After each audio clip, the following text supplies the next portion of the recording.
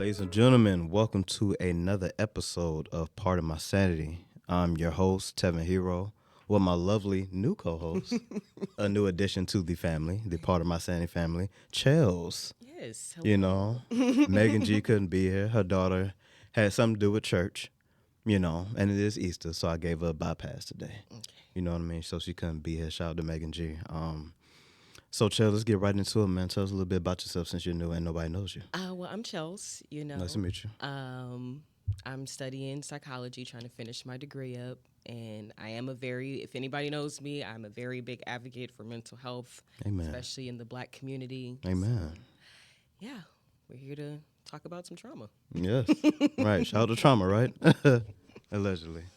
So, let's just dive right into it. So, last episode, you was there for it, even though you wasn't on the mic, but you did witness and you saw what we talked about. And we talked about, the meat of our show was about, like trauma we dealt with, like once we got into our adulthood. Right. So what were some things that was traumatic to you going into your adulthood? Like right out of high school, what were some things that really took place in your life that was like, yeah, nah, this ain't it? Man, oh man. Too much. So yeah, I mean, I've been through a lot. Yeah. I've been through a lot, but in my early 20s, Right. I was still like transitioning through college. I was already at school for about 2 years at that point. Right.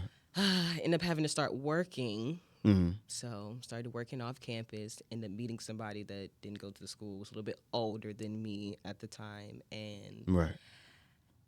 it was a fast relationship. Now elaborate on fast relationship. Oh, it happened so fast. Yeah. It happened so fast. Like, oh man, you know how you're watching, because this situation is becoming like a domestic situation. There was abuse involved. So, you know how you watch TV, you watch certain movies, and the woman's being abused, and you'd be like, oh, that would never be me. Yeah. Life had a way of humbling me. Yeah. It had a way of humbling me. So when that happens, not to cut you off. So when that happens, like, I don't want to be devil's advocate, but what makes it so hard to leave an abusive relationship from a woman? Scared. What are you scared You of? are scared. That person scares you. Yeah. Okay, like, because you don't know what they're going to do. Like, that's kind of how they trap you. Like, they instill that fear into you do something crazy or crashing out, like how we like to call it nowadays. Yeah. Crashing out. And he used to crash out. Also, I was young at the time. I was 21 Yeah. when I met him, and of course, still had low self-esteem at the time. Was kind of insecure Yeah. about myself, and Yeah. he came in being nice with all the compliments and trying to show that he a man, he can take care of me. Meanwhile, we both working at the same place, which is a burger joint. Like, Oh man. but yeah, we went on a date, Right. I guess. Now, why did you put that in quotation marks? I said date because Right. it wasn't really like a date. It was just kind of like meeting up, chilling, and then things happen. I guess that's kind of what fast forwarded everything Right. to the relationship. So things got kind of hot and heavy really fast. Mm-hmm. But I was still, in my college town. So even though by that point that I got with him, I was already withdrawn, but I was still in the town because I was working, because I had my own place. Right. Was just still trying to figure stuff out. Yeah. So, and I was still around all my college friends, that type of thing. Of course, other guys that I've been with, but was still cool with. Oh, he hated that. Like, then they isolate you too. That's another thing. They isolate you. He was definitely very jealous and did not want me to hang around any of my guy friends. Didn't even want me around my best friends at the time. Like, he was really trying to which he did at one point. Yeah. Even strained a few relationships. So how did you let it get there? You know what? I'm gonna tell you something. And it's an unpopular opinion, but I also think it's real. And this is on both sides because men get abused in relationships. Yes, too, right. I feel like once it happens to you, it's abuse. If it's an ongoing thing, then you're volunteering yourself in some kind of way. Yeah. Do you agree with that? Yes, because Do you think that was your situation? I could have got away. I Yeah. could have, but like I said, that fear kind of takes over sometimes because he was crazy. We've like, it got very physical to a point where like he choked me out a few times. Oh my goodness. Yeah, choked me out a few times, and then he had a gun. Yeah, there was weapons involved. He had My a goodness. gun. Yeah. He put the gun to my head at one point. Yeah, one time he cracked the bottle, put it to my head. Oh my and was goodness. like, yeah. That's your heart? It gets intense and happens very quickly, like Yeah. very quickly, and they scare you, Yeah. like to make you think that you can't go anywhere. I even went to the police and was like, because he was living in my house. Mind you, he was living in my house. Like this was my apartment. Living in my house. All of even those go- kinds, right? Oh my gosh.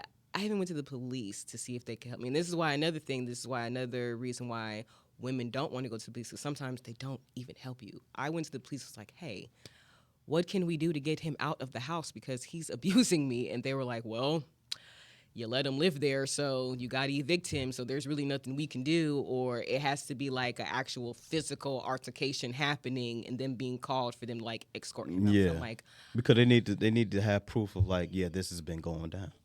at that point, I sat in that police station for a second. I was like, what am I finna do? Yeah. At that point, I kind of did feel like, I'm like, wow, I can't even get the help of the police department to get this man out my house. So it was just, I don't know. So now you feel like you're not protected anywhere.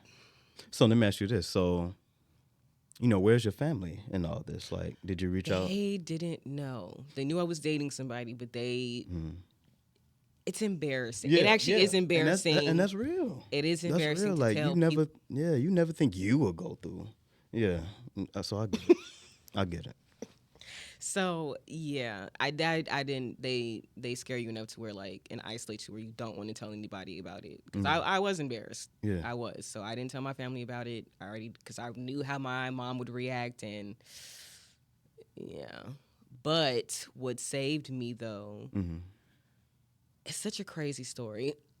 What saved me though was my mom ended up needing help though, and since I wasn't in school, I was like, okay, I can come back home anyway. And I already told her I was dating him. She's like, okay, well, he can come stay here too, if need be. Mind you, she didn't know what was going on. She didn't know what was going on. I was like, yeah, nah, that's not happening. So yeah, we both ended up moving into my mom's house. Yeah, and he was still trying to be on that craziness. Yeah. Yes, in my mother's house. The Yeah. audacity. Right. Yeah. And it wasn't until, because he actually tried to put hands on me while my sister was home. Yeah. So my sister had to witness that, which wasn't cool at all. But by that point, like once it reached that point, like my sister seeing it and like you still have the audacity to put your hands on me at my mother's house. Yeah, at that point it was just like, yeah, something needs to be done. And I swear, I don't know, somebody was looking out for me on the other side because he ended up going back to my college town. Right. And because he went to try to find job opportunities. That was another thing. This man had a record. Had a record. So And he you couldn't knew really he couldn't really work a Yeah. good job like that. So going back, to Alabama was the best thing for him to do. Right. So Right. like I said, somebody was on the other side because once he left, he did not come back. So that Well, amen to that. So that was my way of like getting out of that situation. But I really feel like that was really by the grace of God. Yeah. 'Cause he wasn't trying to go anywhere. Like he wasn't. Because even after that altercation, I told him to leave. He was still trying to come back. So, and me being still scared and feeling guilty because he was that type of crazy where he was threatening to kill himself Oh Lord. if I left him. Yeah. It was a lot. And when we actually officially broke up,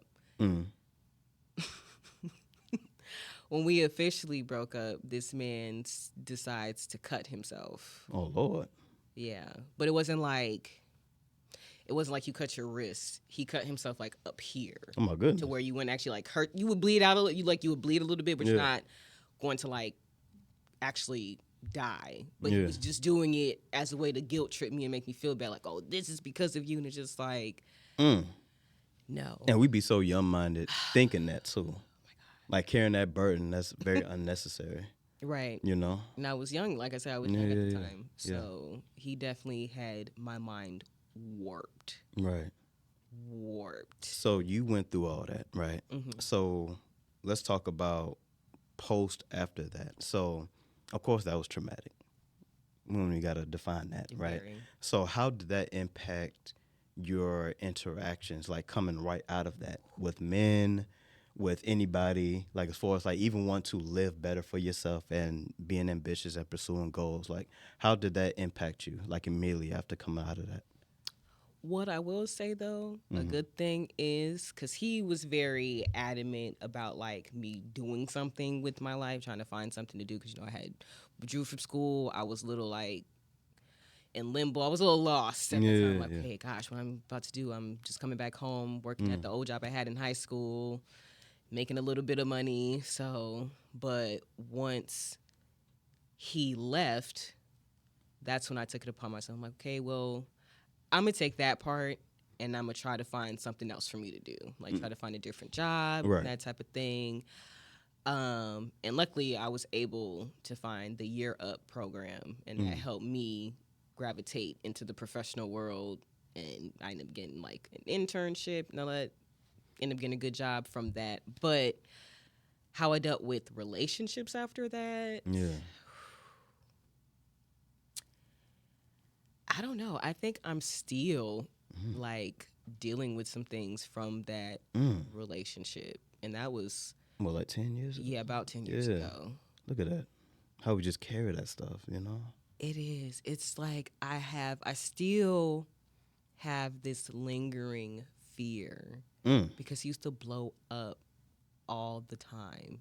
And then even some of the guys I did date after him kind of were like, they weren't abusive, but some were still kind of controlling, still kind of aggressive with their approach to me, or Right. just just wanting to tell me what to do, that type of thing, or the lack of communication, or there is communication, like sometimes how some people ask you a question but don't really want the answer. Yeah. I dealt with stuff like that too, like dealing with men still, like you're asking me stuff about me and I'm telling you, trying to be honest, Right, and right. then you get upset, like getting mad at me or blowing up. So I still carry that So fear. that affects like how you communicate. Yes, and it's definitely coming to light now within my current relationship. Oh my So, goodness. and I'm really trying to get a handle Yeah. on that, honestly, yes, because I shouldn't even allow him or even just the past relationships that I dealt with, Yeah. that shouldn't even, Yeah. I shouldn't be fearful to say how I feel, Right. honestly. So yeah, I still think I carry that just that fear in the back. It just aches at me sometimes So in the back of my head. Right. So let me ask you this: does he know that? Does your current partner know that you're still fighting those demons or whatever, that trauma? That's Yes, I am trying to express that Yeah. more, still be more expressive of my feelings, and just so he has a better understanding of where I'm coming from and who I am. right. And I'm still actively in therapy too. So Amen. I'm Yeah. still trying to work through those things, because it's not even just that relationship, childhood too as well. Yeah. Father wasn't around, so still carry a lot of things. Right. So let me ask you this: a little personal question. Do you feel like your current partner gives you a safe space to even express yourself? Yes, but it's still me. That's the problem. Well, shout out to accountability, because that's y'all kryptonite. Yeah. It's that, like I said, that fear Yeah, just right there. it just That's it tough, just man. aches at Yeah. me. Tevin, I'm really trying to get over that. Like, I've been trying to self-regulate, self-soothe, because I have a tendency to overthink, and they end up spiraling into other thoughts and whatnot. Right. So I'm trying to get a handle on that, not being so fearful of saying how I feel when somebody's telling me, "Hey, I want you to tell me how you feel." Yeah, yeah, yeah, So, yeah, that's where I'm at. yeah. So that was your like first real relationship coming Yeah, into your adulthood, right? yeah. So me and you, we know each other for what, like a good year, 2 ish. Hmm. So you was in South Carolina or North Carolina South Carolina. for a moment, But yeah, back in 2023. right? Yeah, was there for about a year. So tell us about that relationship because based on what you told me, that was kind of traumatic for you as well. Yes, it was. So what went down in that? What traumatic things went down in that? If you don't mind sharing with the crew. Well, for one, I moved. Yeah, yeah. I moved my whole life Mm, for that relationship. mm, Like, it's not. It didn't. Wasn't like I didn't have a good job. I had a good job here. mm-hmm. I have my friends here. My family. Majority of my family is here. But sometimes, I do get a little stir crazy being in Georgia. So that kind of prompted me to go. Hey, look, I get it. I So get that it. kind of prompted me to go Yeah. to South Carolina. And also, he. I'm gonna say he did talk a good game. Mm-hmm. He talked a good game. He really made it seem like that when I got there, things are going to be this way. Right. We're gonna flourish. We're gonna try to build that type of Right. thing. And that's just not how it went Right. at all. Like when I first got there, So he was not to cut you off. He was already there. yeah, Oh, okay. that's Gotcha, where he's gotcha. from. Okay, gotcha. Yeah, he's from there. Right. So, and he didn't really want to come to Georgia. So it's like, okay, well, if we're trying to see how this, because we were long distance for the first year and a half of the Right. relationship. So it's like, okay, he doesn't want to come to Georgia. So if this relationship wants to progress, then Mm. I kind of have You to had make to that make move. that Yeah, I have to decision, make right? that move. So I made the move, but honestly, I should have came back a month after Oh my I was goodness. there. Yes, because even when I got there, he didn't even really have anything ready for me. Mm. Like the house wasn't clean for real, didn't set up the room to like have space for me to come, that type of thing. And then he was so focused on building his business up that he was making decisions that were selfish because you're not thinking of us being in a relationship. You're only thinking of, oh, I'm just trying to get my business up off the ground. And it's like, that's cool and all. Right, right, but right. I moved my life for you. Like, I sacrificed a lot to be here. And it's just like, you're still moving like you're a single man. But yeah, you're talking about you want to get married and have kids and that type of thing. But we're making weird decisions Yeah. that's affecting both of us in this relationship. Yeah. Like, what? I moved February 2023. Mm-hmm. By April, May, he ends up selling his car Mm. and decides to take that money to like put towards his business. Granted, I get it. What he needed a generator. I get that, but I made it clear that I don't want to be the only person with the vehicle in this relationship because it's not that easy to get a car.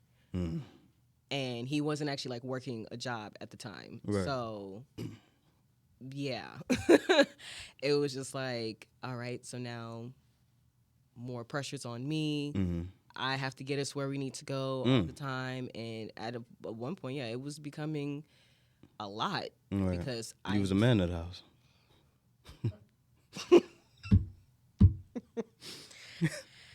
Dang, I wasn't trying to be, but All of a sudden, the pants became yours. Then. I wasn't trying to be, but yes, because Right. because when I first got there, I had a little bit of money from my job that I left. I had racked up my 401k, so I was sitting on that for a little bit. Look at you. And then he had got some money too from some inheritance after his grandma had passed away, but that money went quick. Like I said, he was trying to build up his business. Right. So And what kind of business? You don't mind me asking? he was what kind of business? he wanted to own a food truck. Oh, okay. So a good chunk of the money went towards the food truck. But then, of course, finances. He wasn't really good with his finances. So that's why he ended up selling his car so he could get a generator for the food truck. And it's just like, I get that. Like, I wholeheartedly am for you doing this business, but you still have to work. Like, he also didn't want to, like, have a second, like, actually work a job, too. Because I'm like, we still have bills. There's still lights, my car. Like, you're saying, yeah, my car is my responsibility, but you're driving my car. and I still have a car No, note, he car didn't. insurance, gas. Yeah. It's tough, man. I ain't crying, y'all. Get some, get some, Yeah. It was right. it was it was it was something to deal with So back what then. was traumatic about all that? Was it the approach, like the initial approach, like, hey, I left my life for you, Yes. basically, Yes. and I came to really nothing. Yes. You That was taught this good yes. game. Yeah. Yes, because then after a while, of course, the money started running out that I had, so I had to end up getting a job, and then of Yeah. course started working at the bank, and That working at the face you bank made. is not it because I took a pay cut. That's what really Yeah. made me mad because I'm like, I was making good money at the job that I had here, and working at the bank, you would think the bank pays a lot. It does not. Mm. It's damn near like minimum wage. So Mm. yeah, I was like, wow, I'm taking a $4 pay cut working at this job, and it's just not like the money I was making was just not enough to cover. Like, I could Yeah. not do it all by myself. I could not cover my car note, car insurance, make sure there's still food in the house, uh, making sure there's gas in the car before you and I to use the vehicle. Yeah. Like, Yeah. it was a lot. And then at some points, he was getting upset with me because of course I'm working, but he was trying to work a job that only lasted for about 2 months because he wanted to actually start working on the food truck. So he was like, well, I need to work on the food truck full time so I can actually start making money. But I'm like, this is food. You're not going to be making that much. You're not making a profit. He didn't start making profit until like 6-7 months into the process. And then he had the nerve to get upset with me because I'm not wanting to give him money sometimes to like get more product or, that type of thing to help him make more money. But I'm like, you could also get a job as well. There's plenty of people who have businesses and still work a 9 to 5 to make ends Yeah. meet. Yeah. He just was that selfish and just did not want to do it. Like, That's tough, man. at all. What got in my eye? Like, Yeah. he just did not. So yeah, it was just dealing with that. It's like, wow, you talk to this good game. I'm thinking you're this type of man that you really want to do this. Right. I left everything. Granted, South Carolina was only 4 hours away, but Right. it's a long 4 hour drive. Yeah. So that's what was really trying. It's like, wow, I was bamboozled. So what was the final straw for you leaving that relationship? He got into an accident in my car, Mm. and it was his fault. That would be it, wouldn't it? It was his fault. What was crazy, Tevin, though, I was, stupidly enough, I was still trying to make the relationship work. Like, okay, you crashed my car, you trying to fix it, what are we finna do? Like, what's going on? Like, I'm trying to have this conversation, like, what's really going on with our relationship? And also, the house that we were in, he wasn't over the house after his grandmother had passed. He wasn't over the house anymore. Right. It was his cousin. She decides to evict us for whatever reason, so we ended up having to stay in a hotel room for a few months. Yeah, for like a good 3.5 months, we were living in a hotel room that I was mainly paying for majority of the time because you're breaking even almost every day with the food truck. Granted, he was trying to help, but it was like my money was still more so going towards this room. Right. And then you have the nerve to hit somebody in my car, and it was your fault. And then of course, of course, my car takes most of the damage. Right. Granted, luckily, it's still drivable. It's just really just body damage, but still. And I had told him to be careful too. Right. I had told him to be careful driving my car, and then he calls me talking about, oh, I got into an accident. I'm like, okay. But what was the final straw for me, he gets upset with me that I'm upset with him and that he got into an accident in my car. Man, what? Yes. He sound like a narcissist. He caught a whole attitude because he was like, oh, you're acting like I did this on purpose. I'm like, I didn't say you did it on purpose, but I'm also very upset that you hit somebody in my car. Yeah. This was avoidable. And then come to find out later, he tells me later on that he was starting to fall asleep at the wheel. And I'm like, So after that relationship, right? And you have all this traumatic things you got going on in your life from that relationship and the one before. Mm-hmm. So in the current relationship now, so let me ask you this because I don't think a lot of people get asked this question. What made you think you was prepared to go into another relationship with someone, knowing that you're still carrying all of this? Now, I'm not saying that, of course, you don't deserve a connection, Mm-hmm. but knowing that you probably have some traumatic things that are crippling some of, your personality or some like the good parts of you Mm-hmm. that you probably show in spurts because of what you've been traumatized with. Yeah. What made you prepare or made you think you was prepared to go into another relationship? Well, I'm still in therapy too. 'Cause that helps a lot. Yeah, She yeah. definitely brings me Yeah. back to earth. Yeah. Honestly, I felt like because the person I'm dealing with now and my last relationship, they're two totally different people. In a Like, good way, I hope. yes, Okay. in a very good way. Yeah. Like my current relationship, he definitely makes sure that it's a safe space for me Amen. to speak, that type of thing. Right. I know he's not trying to hurt me, that type of thing. He does want to take care of me. We do talk about, marriage and actually having kids, and I can tell he's actually serious about Yeah. that. Like it's a very You sure? yes, Okay. no, like he definitely shows Right. me, he definitely shows me that he wants to be around. Right. My last good. relationship, not so much, because I was mostly the person that was like trying to communicate, trying to get issues resolved. Right. And honestly, I see with this relationship, I'm kind of the one that's having a little bit of the issues with communicating. I'm trying to get better at it, Yeah. but I don't know. I feel like healing is linear. So even if I wasn't in a relationship, that still doesn't mean like I'm healed from everything. Right.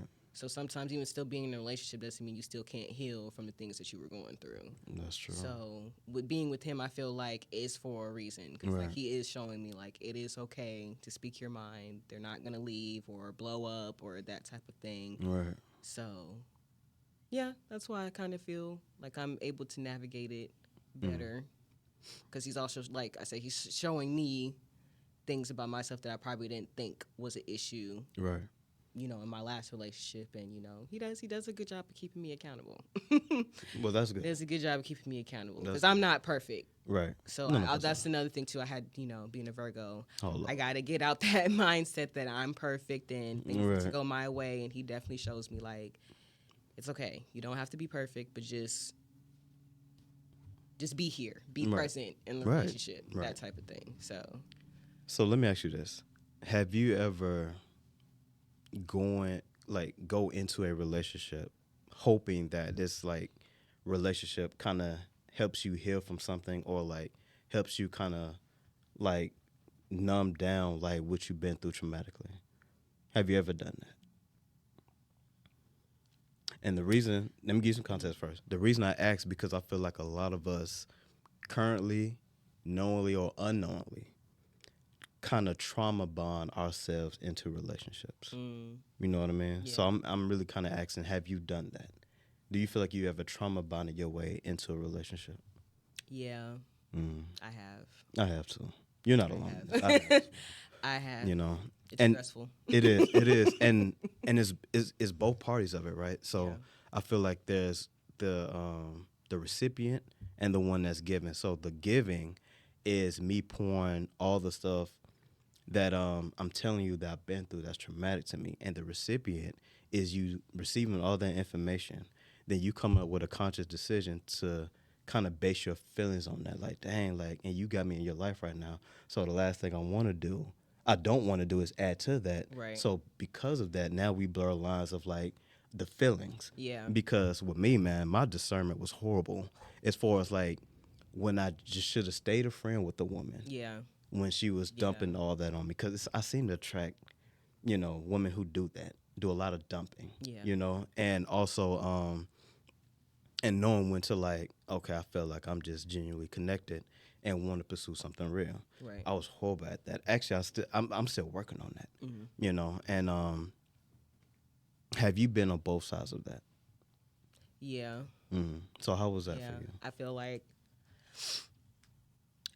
with the relationship that I had got into a little bit after the abusive one that I was in, um, that one I felt like, yeah, I was definitely trying to see if it was going to be different. Yeah. But even that relationship itself had its own had its own issues Yeah. because I was so wrapped up. That's another thing too we don't talk about. When you're coming out of a domestic relationship, something abusive, and then you meet somebody that's really nice and don't want to put hands on you or argue with you in that sense, it's like it's a weird transition. It is because at some points I kind of found myself being aggressive, being mad, like I do a lot of projecting. yes. Yeah. And it seems like, I took a little bit of that from my past relationship and put it onto that person. And so I feel like I put a little bit of my trauma on them. Yeah. But then the relationship I got into after that, it was a little bit of the opposite. Like he was kind of trauma dumping on me, and me being the way that I am, still dealing with people pleasing, wanting to be like that plays a factor good too. factor, that good light, that love that you need. Yeah. Oh my God. I'll be ready to put my cape on. You hear me? Be that good, Yeah. Be that no wholesome girlfriend. Oh yeah, man. but it gets you into a lot of things. Not saying It do. not saying they were bad people or anything like that, but yeah, it just didn't need to happen. Like you said, probably should have just stayed friends. Yeah, because it digs a hole that's unnecessary to keep digging at. Yeah. Because the genesis or the catalyst of our connection is basically like, I feel sorry for you. Yeah. So I want to kind of bring some good aura into your life or whatever. That's really what it is. We're like our actions and feelings say that without us really saying that. I really just feel sorry for you. Yeah.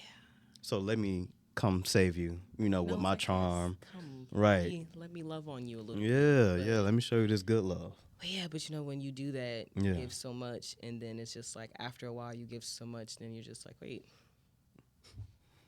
That's it right there. What do I have left? Nothing. Because guess what? The person you're pouring into don't know how to pour back. Right. Because of their trauma. Yeah, exactly. Exactly. So they just receiving, kicking their feet up, receiving all that good loving and all this safe space and all this and that, and don't know how to pour back. That's the story of my life, really. Like relationship, career-wise, like that's the story of it. Yeah, and I think that was my ex from South Carolina. Yeah, I think because he definitely dealt with a lot of relationships where he was, I guess, primarily taking care of the girl, or the girl cheated on him, or just whatever. And me being me is just like, you don't have to go through that type of thing. And then lo and behold, you get so comfortable in that. I know that some men do get comfortable, not all men, but some men do get comfortable in that, like, oh, wow, finally getting a good girlfriend, and they feel like they don't have to do the work in the relationship anymore. It's just like, oh, I'm showing up, I'm being nice, I'm not disrespecting you. Yeah. I'm not cheating on, oh, that was his big thing. He was like, oh, I never cheated on you, I talked to another girl, so everything should be all good. No. Right. Your communication. That doesn't make you a good boyfriend, dog. It doesn't. It don't. Thank you. Yeah. But yeah, he really thought since he didn't cheat on me or anything like that, he was just like the stand-up boyfriend, and that I should have just dealt with what he was giving to me, and I'm just... Because I ain't put my hands on you, I ain't cheating on you, all this other stuff. Yeah, I get it. No, you still weren't that great of a boyfriend overall. Right. Like, you still were very selfish. So Right. Yeah. So how do we let all that go? So how do we let trauma bonding go? Because one, who taught us that? I feel like that was a behavior we kind of learned just based on what we went through. I don't think it's something that was taught to us or showed to us. It's just, I really feel like it's just a feeling and an emotional and like a energetic thing. So I want to ask you, Charles, how do we disconnect from that and really try to connect with someone on a genuine level without the trauma bonding? Well, for one, I would say always ask for more discernment. I had to do that at one point, like ask for some discernment. Like, please, God, give me the signs early on so I can make a firm decision on what I want to do. Right. And that's another thing, too. Like, really paying attention to the red flags. I think we ignore the red flags because we always want to see the good in people. It's just like, oh, it may not be that bad, but it's like, no, Right. pay attention to that red flag and really determine if you want to deal with that outside of the red flag. Right. And then also, what I'm also learning as well, you just can't bring the past into the present or the future. Like, you really have to try to let it go. You really have Right. to remember that everybody is not the people you've encountered before. Right. I'm also trying to learn to not take things so personally either. Like, things that other people were going through at the time, like, just trying to let it go. Like, say, like, not trying to put all that on me, like, oh, I was the problem, maybe I could have did more, Right. that type of thing. Like, no. People do things because they want to do that. And that's their issue, not your issue. So I've been trying to, like, not take everything so personally. Like, oh, why would somebody do that to me? And try to take it into this next relationship and try to, Yeah.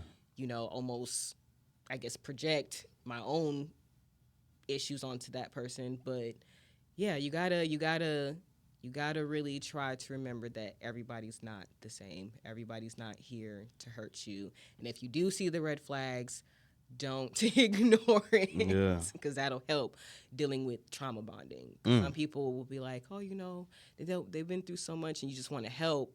Yeah. It's like sometimes you just can't help everybody. Yeah. Can't help everybody. You can't. You got to put that cape down.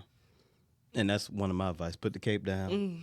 And honestly, be self-aware of your pattern of how you begin to connect with someone. You're right. Is it starting with, man, back in the day I went through this, this, and this. Oh, me too. Then all of a sudden, now it's a Yeah. connection. Now we're connecting on that. Yeah. So, I think we got to get a little bit slower yeah. to Right. what we've been I through. want to meet you where you're at now. You know, keep it light. Yeah. keep it Keep it light. Keep Yeah, it light man. at first, and then when you really get a feel for the person, then we can get into, like, you know, the trauma. But some people, yes, even, you know, in the midst of me dating when I was single, like, Yeah. there's a lot of people that are just so ready to trauma dump Mm-hmm. on you unprovoked, and it's just like, I just asked you what your favorite color was. So yeah, you gotta be. Let's just keep it light going into it. Yeah. So, do you have any last words for the people? We all go through trauma. Yes. We all go through trauma, but the thing is, it's up to you of whether or not you're gonna let that trauma define you. I like that. So either you're going to let the trauma make you, or you could break the trauma. Right. That part. And I want to add to that. You know, your trauma does define you, but also don't let it cripple you, and also don't let it enable you to behave a certain way or Right. deal with people a certain way. Right. Just get your mental right, man. Get your mental right, get your spirit right, and we're gonna drop the mic on that. Y'all be blessed.